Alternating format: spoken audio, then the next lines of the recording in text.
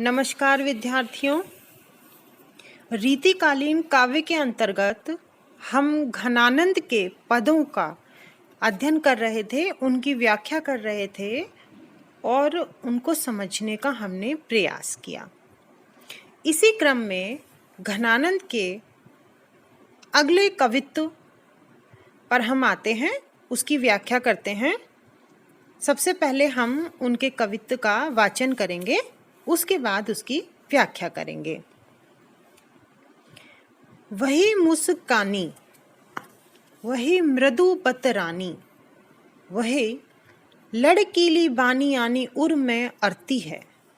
वह गति लेन औ बजावनी ललित बैन, वही हंसी देन हीराते न टरती है। वह चतुराई सो चिताई चाहिए की छवि, वह छैलताई न छिनक बिसरती है। आनंद निधान प्राण प्रीतम सुजान जू की, सुधी सब भातिन सो बेसुधी करती है। घनानंद के पदों को समझने से पहले जब हमने घनानंद का परिचय प्राप्त किया था तो आपको ये बताया था कि घनानंद सुजान नामक नर्तकी से प्रेम करते थे और उसने उन्हें धोखा दिया।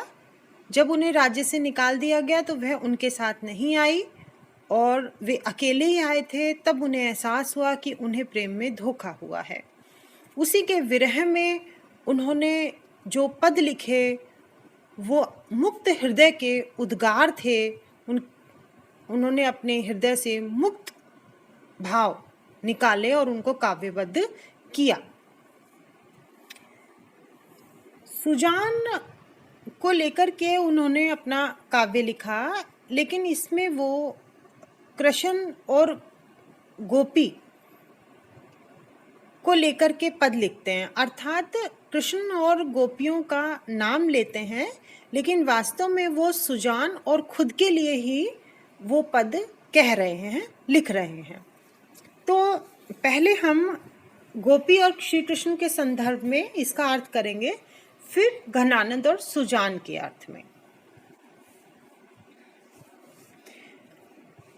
घनानंद कहते हैं कि एक गोपी अपनी सखी से कह रही है श्री कृष्ण के बारे में। जब श्री कृष्ण रासलीला रचाते थे, अपने बांसुरी बजाते थे, नृत्य करते थे, इसी तरह मतलब एक खुशनुमा माहौल वहाँ वृंदावन के कुंज में छाया रहता था। उसी का चित्रण इसमें किया गया है। वे सब यादें अब गोपी को सता रही हैं। वह मुस्कानी, गोपी कहती है वो श्री कृष्ण की सुंदर मुस्कान, वह मृदु बतरानी, वो बड़ी ही कोमलता के साथ धीरे धीरे बोलना, बातें करना, वह लड़कीनी बानी और वह लड़कपन में की जो आवाज है, लड़कपन के अंदर अर्थात चंचलता के साथ बातें करना, आनी उर में अड़ती हैं। वो सब बातें मेरे उर अर्थात हृदय में अब अड़ती रहती हैं, चुभती हैं, मुझे याद आती हैं, मुझे पीड़ा देती हैं। वो उनकी मुस्कान, वो धीमे धीमे बोलना, वो लड़कपन की बातें, चंचलता चपलता से युक्त बातें, वो सब अब मेरे हृदय में अड़ती रहती हैं, मुझे याद आती रहती हैं। वह गति लेन, गति लेन अर्थात वो नाचना, शरीर में गति उत्पन्न करना अर्थात नृत्य करना, और बजावनी और ललित बैन, बैन अर्थात बांसुरी, और बड़ी ही सुंदरता के साथ बांसुरी बजाना, नृत्य करना, वह हंसी देन, वह हंसना, मुस्कुराना, हीराते न टरती है। अब वो हृदय से ये सब जो यादें हैं वो टलती नहीं है, अर्थात वो अटल हो गई, अमिट छप गई हैं, वो हटती नहीं है। वह चतुराई सो चिताई, बड़ी ही चतुरता के साथ हमें देखना, चाहिए की छवि, और वो इतनी सुंदर, सौंदर्यमय, सुंदरता से युक्त छवि जिसे देखते रहने का ही मन करता रहता है। मन बस यही चाहता है कि उस रूप माधुरी को ही देखते रहें। वही छैलताई न छिनक बिसरती है, और उनका वो छैलापन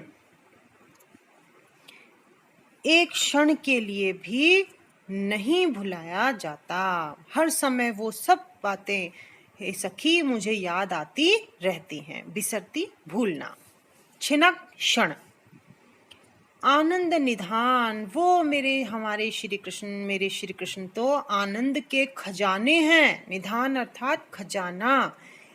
प्राण प्रीतम, वो मेरे प्राणों से भी प्रिय हैं।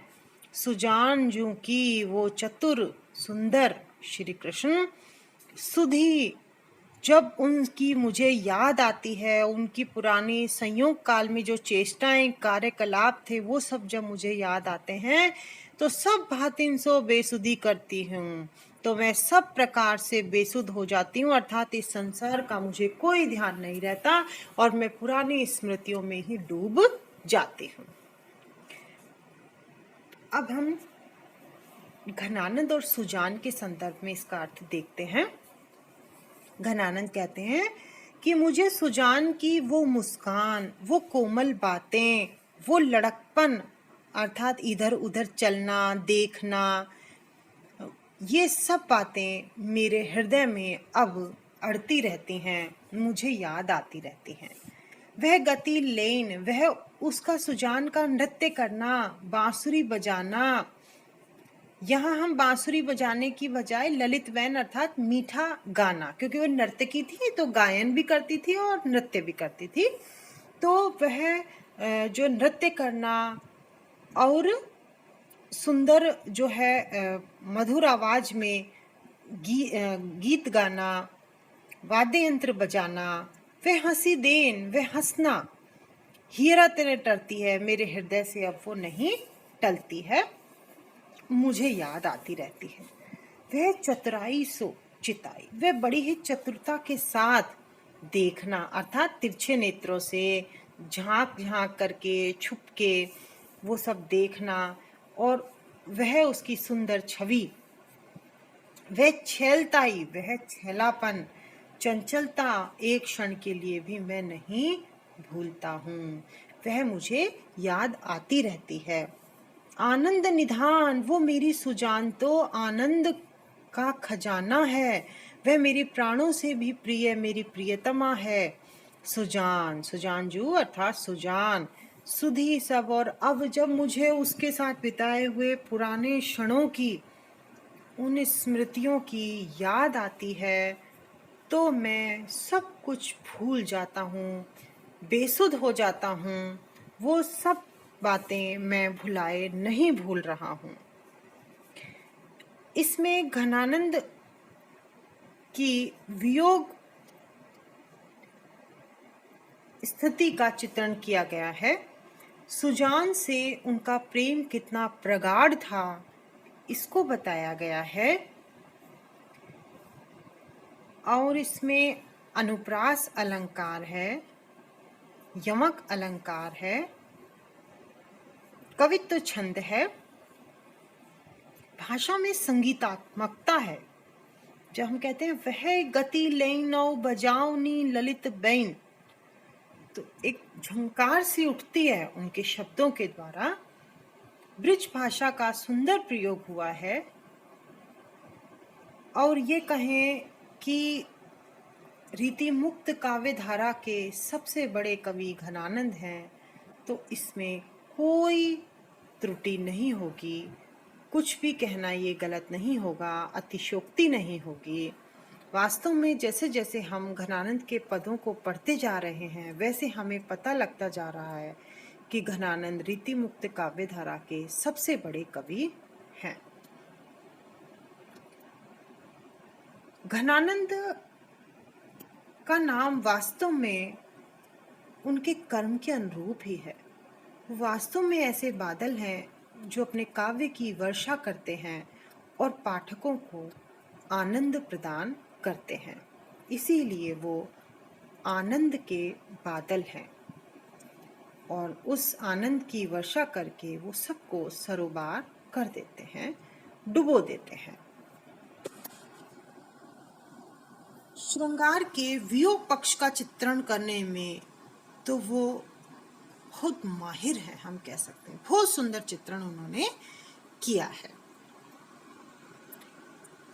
अब अगले पद की व्याख्या हम अपनी अगली कक्षा में करेंगे। तब तक के लिए धन्यवाद।